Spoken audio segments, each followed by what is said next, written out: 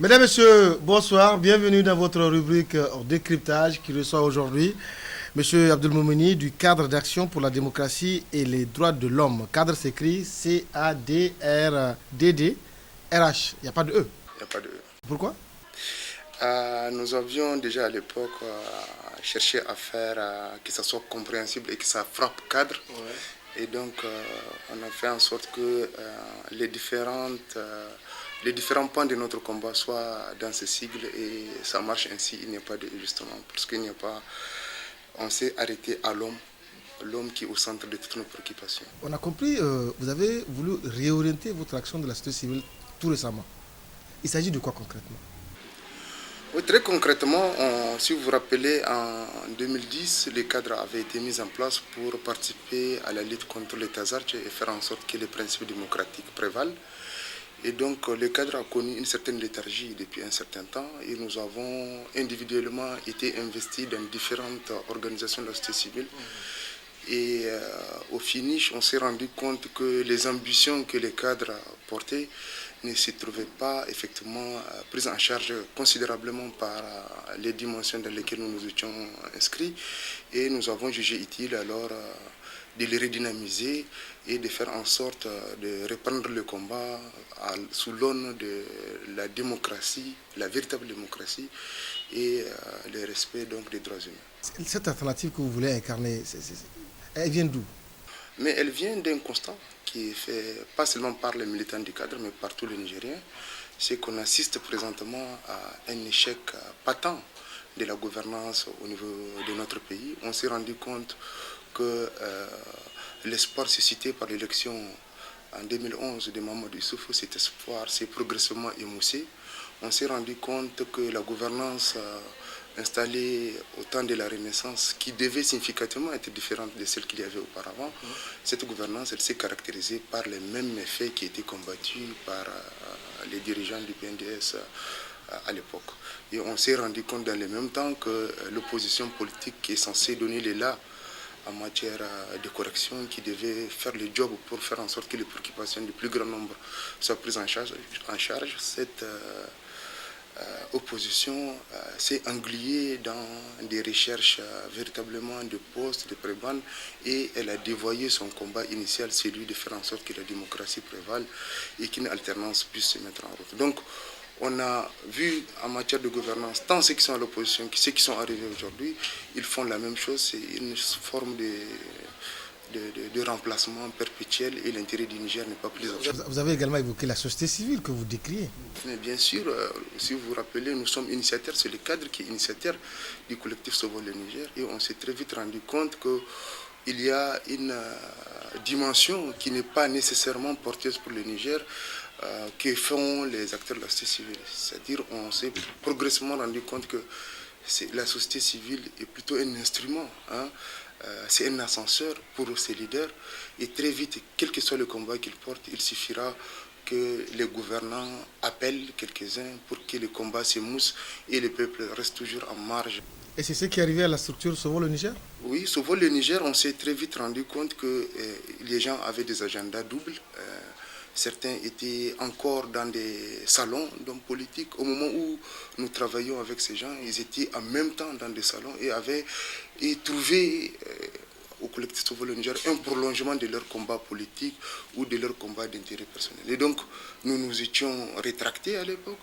Et entre camarades, on s'est dit qu'il fallait redynamiser le cadre comme on l'a fait en 2010 pour porter des revendications. Et cette fois-ci, véritablement de dire, on a un modus operandi au Niger consistant à avoir quelques leaders qui disent « Ah, nous parlons au nom du peuple, nous sommes l'incarnation du peuple ». Ça ne marche plus. On s'est rendu compte des dernières tentatives de manifestation de la société civile. Nous nous sommes dit que désormais, il faut redonner la parole au peuple. Il faut redécrédibiliser les rapports entre la société civile et le peuple. Faire en sorte que chacun se sente lié aux différentes revendications qui sont portées. Je donne un exemple. Pour l'instant, la société civile et l'ensemble des acteurs parle des principes démocratiques, etc. Il faut ramener la démocratie. Mais à quoi cette démocratie a-t-elle servi véritablement au peuple nigérien si ce n'est qu'à servir à l'intérêt et à l'épanouissement d'un groupuscule d'individus, y compris au sein de la société civile? Vous avez parlé, vous avez eu des mots forts concernant la démocratie. Vous avez dit que les élections présidentielles qui sont passées ont mis à jour la flagrante et révoltante faillite de notre système démocratique. Oui. C'est fort, ça. Mais c'est encore gentil, parce que ce qui s'est véritablement passé, c'est une honte nationale. C'est que le pouvoir a eu à mener sur le terrain. Si vous voyez, moi, j'ai discuté avec des amis, quand on dit qu'il y a eu des taux de participation de 110% aux élections présidentielles et qu'on se retrouve avec plus de 10 000 bureaux de vote, on essaie qui viennent d'où, on est à s'inquiéter. Ça veut dire clairement qu'il y a des gens qui sont au pouvoir, qui estiment qu'ils ont l'appareil de l'État, ils ont les moyens, qu'ils peuvent marcher sur tous les Nigériens, sur tous les principes, qu'ils peuvent, en ayant la caution de l'extérieur, marcher sur nous tous et faire en sorte qu'on se taise. Et donc, cette attitude véritablement, à la limite esclavagiste, elle est à condamner et on ne peut pas continuer. Aujourd'hui, les dés sont pipés. Il n'y a plus personne qui peut imaginer un temps soit peu aller à des élections avec ceux qui sont au pouvoir et imaginer les gagner. Ils ont bourré les urnes, ils ont changé les PV, ils ont falsifié les PV, ils ont créé des bureaux de vote. Mais comment est-ce qu'on peut imaginer des élections avec ces gens? C'est pas possible, c'est fini. Donc il y a nécessité de réinterroger désormais notre démocratie et qu'on se retrouve pour mettre le système à terre et qu'on les redéfinisse à l'aune de nos propres besoins et des besoins des Nigériens. Vous parlez du peuple là, non? Du peuple, bien sûr. Le peuple qui lit aussi sa responsabilité, on n'a pas suffisamment dit dans les textes, mais le peuple aussi a sa responsabilité dans la mesure où il participe à ce cirque en réalité. Il attend, il n'est plus là pour donner son vote à ceux-là qui peuvent envisager un autre Niger, il les donne à ceux qui peuvent distribuer des pagnes, qui peuvent distribuer du sel édité. Fort malheureusement, il participe à ces cancers de la gouvernance nigérienne. Vous allez également parler d'échec des mécanismes démocratiques nés de la conférence nationale.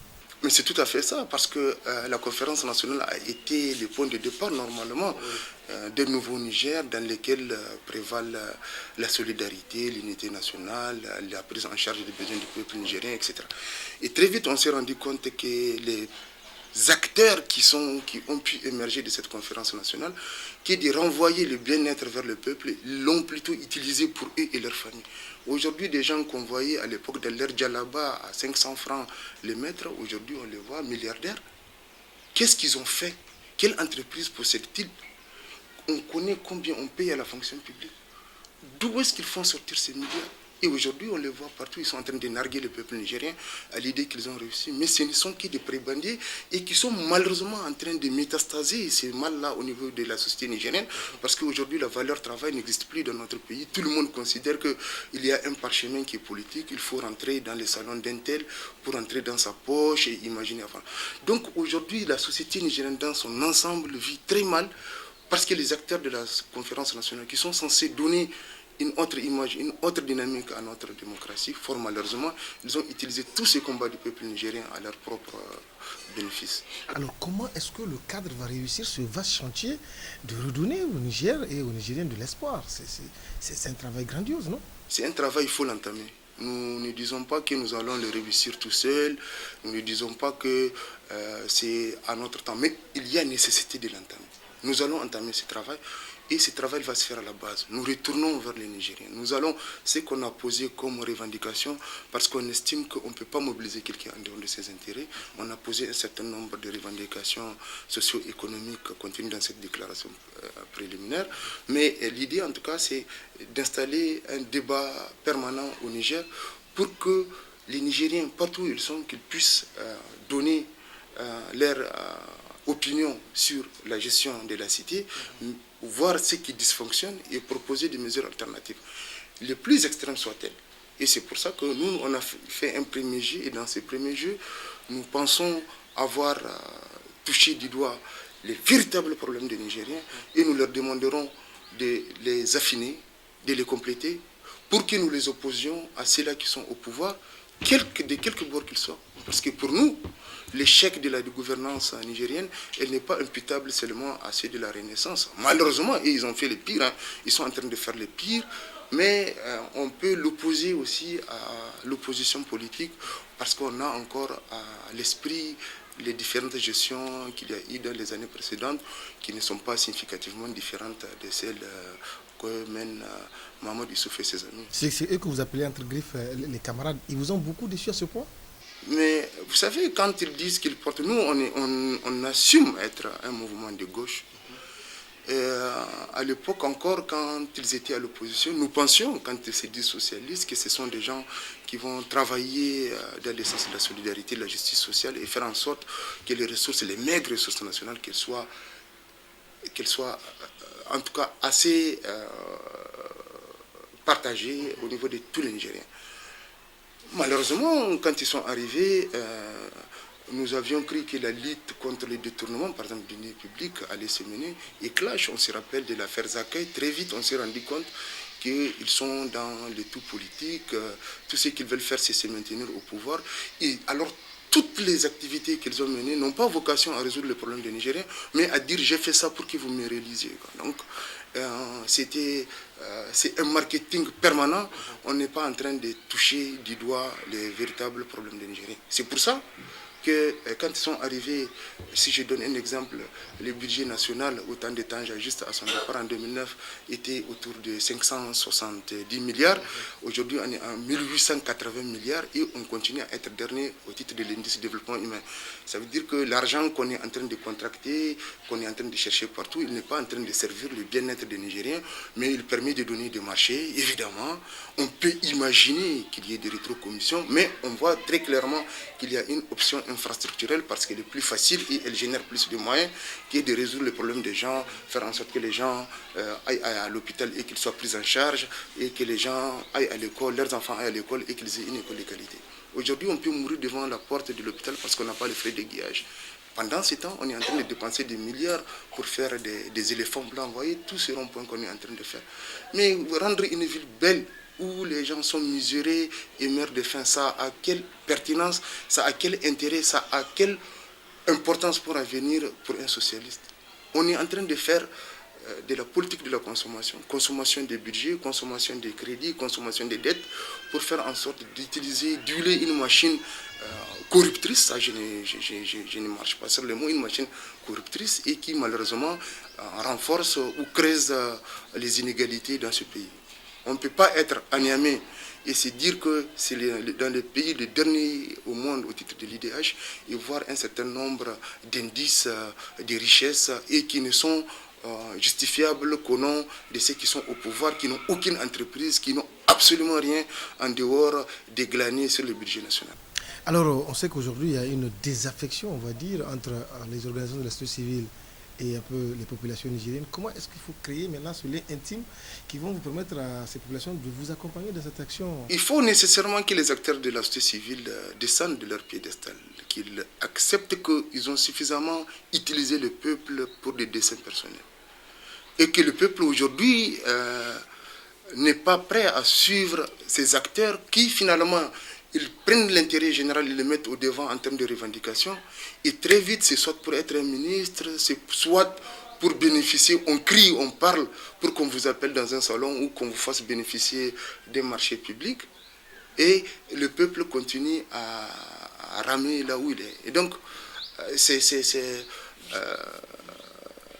mécanismes ne peuvent plus fonctionner. Il faut que les gens reviennent et qu'ils acceptent et qu'ils fassent leur propre introspection au regard de leurs relations avec le peuple et finalement définir de nouveaux rapports. Ces nouveaux rapports-là, c'est de prendre les intérêts du peuple. Commencer à dire, oui, on va sortir, on va faire une ville morte pour la démocratie. La démocratie n'a rien apporté au peuple nigérien jusqu'à présent.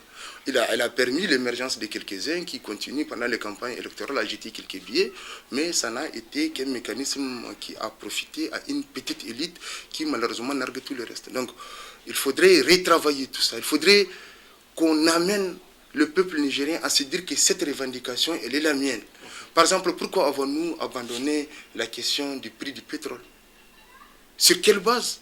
On a oublié ça, mais c'est des besoins des gens. Ça mobilise les gens. Absolument. Quand on va parler de la régulation par rapport au loyer, on voit les spéculations sur l'immobilier à Niamey. Parce qu'aujourd'hui, ceux qui détournent l'argent, sachant que dans les banques, on va suivre, ils sont en train d'injecter ça dans l'immobilier et faire une spéculation outrancière. Qui en parle de ça? Quand on parle de régulation par rapport au prix des denrées alimentaires, qui en parle? Quand on parle de tracasseries dont sont victimes les Nigériens sur les routes, qui en parle? Donc le véritable problème des Nigériens, on le met de côté, on prend des principes, parce que les principes sont en réalité politiques. Et donc il faut revenir à ça, connaître véritablement les problèmes des gens, qu'ils puissent les exprimer et qu'on leur dise « Haïa, on part pour résoudre ces problèmes. On va demander au gouvernement de les résoudre. » C'est une question de rapport de force. Autant nous sommes nombreux, quand la mayonnaise va prendre, quand les Nigériens vont s'engager, quand ils vont dire sur chaque revendication, je retrouve mon intérêt et je ne sors pas pour faire plaisir à quelqu'un et je ne crois pas à quelqu'un, mais je crois à la dynamique qui est inscrite et qui permettra de résoudre une partie de mes problèmes, quand on aura à le faire, évidemment, pour autant qu'on soit nombreux, le pouvoir sera obligé d'écouter le peuple. Il sera obligé de s'assurer d'une nouvelle gouvernance. S'il ne le fait pas, la souveraineté appartient au peuple, à lui de se démarquer et d'en prendre les responsabilités. Alors, on va terminer par cette actualité qui préoccupe justement les Nigériens, ça rentre dans vos corps. Cette coupure d'électricité, comment les Nigériens vivent ça de façon insolente de la part de ceux qui sont chargés de gérer en tout cas l'électricité. On ne communique pas, on ne dit rien aux Nigériens, ils subissent ça. La question de souveraineté énergétique, elle se pose. Vous voyez, quand nos amis sont arrivés, ils ont promis pas mal sur ces sujets-là. On n'est plus censé avoir une coupure au regard des investissements qui sont faits. Quand vous dites vos amis, vous faites comme Olivier de Sardin? Non, moi je considère que ce sont les amis politiques, idéologiquement parlant, dans un premier temps. C'est pour ça qu'amis, on met entre guillemets, parce qu'aujourd'hui ils se sont avérés à l'opposé effectivement des valeurs qu'ils vendaient. Il n'y a plus de socialisme, il n'y a plus idéologiquement. Mais on continue à dire nos amis, plus pour en rire que pour en établir un lien. Et donc, nos amis, ils ont promis la question de souveraineté énergétique. Aujourd'hui, on en est là. Combien de milliards ont été injectés? Combien? On ne communique plus. Le peuple est passif. Les organisations de la société civile actives dans ce secteur se sont dévoyées et sont reversées dans l'observation d'élections. Observation qu'ils n'ont même pas faite. Et donc, l'électricité est un indicateur du malaise qui subsiste dans cette société, où on considère que ceux qui sont au pouvoir, ils ont les moyens pour faire en sorte que ça aille mieux. Le peuple ne croit plus à d'autres acteurs. Et les sociétés nationales, qui sont devenues véritablement des succursales du gouvernement, des organisations qui n'arrivent plus à avoir des objectifs et qui n'arrivent pas à travailler. Dans un pays qui se respecte démocratiquement, après la première déclaration disant qu'on a eu un problème de restauration des lignes, quand les coupures reviennent, si ça revient, il y a une démission qui doit s'en suivre. Mais on continue et fort malheureusement pour moi le sujet n'est pas cette petite Nigélec avec ses difficultés, c'est la question de souveraineté énergétique qui se pose. Et cette souveraineté, ce n'est pas en créant des organisations pour faire de l'énergie atomique. Quand ces rêves chimériques, quand est-ce que ça va se réaliser? Mais on a le soleil, on a le vent. Il faut que l'État promeuve, qu'on subventionne cette énergie renouvelable. Et c'est la solution pour l'instant. Autrement, on a entendu d'autres parler de privatiser. Ce n'est pas la solution. On a privatisé l'eau, qu'est-ce que ça a donné? C'est la même misère. La question n'est pas de privatiser, c'est de redynamiser et de démultiplier les possibilités énergétiques. Et donc, d'investir dans les renouvelables, dans les nouvelles sources. C'est ça la solution. Une véritable politique d'indépendance énergétique. L'indépendance énergétique. L'énergie venant du Nigeria, ce n'est pas... Le Nigeria a les mêmes difficultés que nous. Kandaji, qu'on a espéré qu'il allait résoudre un certain temps ces problèmes, Kandaji est rentré dans l'oubliette, on ne sait même plus ce qui se passe. Il semble que des gens ont pris l'argent, on a donné aux mauvais acteurs, etc. etc. Donc, rien ne fonctionne. C'est une fois de plus, comme sur tous les sujets, on ne touche pas avec les moyens efficaces là où on peut solutionner les choses. On ne donne que des marchés, pour autant que le budget, qu'il y ait la ligne, qu'on la consomme et on continue perpétuellement à s'assurer d'une certaine bourgeoisie qui est à contrario absolu avec les besoins du peuple. Donc c'est des consommations de budget, on n'est pas en train de chercher des solutions aux problèmes, que ce soit sur l'énergie, sur la santé, sur l'éducation. Je vais parler de l'éducation, on est en train de faire des classes. Mais pourquoi faire dans ces classes? Est-ce que le besoin des Nigériens en matière éducative, c'est de faire des classes? Tant que l'enseignant est motivé, il est bien payé, il a les curricula nécessaires, il a les documentations nécessaires. C'est là où il faut investir, dans l'humain, mon ami. C'est dans l'humain qu'il faut investir, pas dans du béton. On sait que le béton, il est fait, c'est pour dire il a fait, mais ça ne change rien. La preuve, on a fait Niamey, Yala, les gars n'ont rien eu à Niamey. Mesdames et messieurs, c'est tout pour ce soir. C'était donc Abdou Mouni du cadre d'action pour la démocratie et les droits de l'homme. Je vous donne rendez-vous dans un prochain numéro de décryptage. A tout de suite.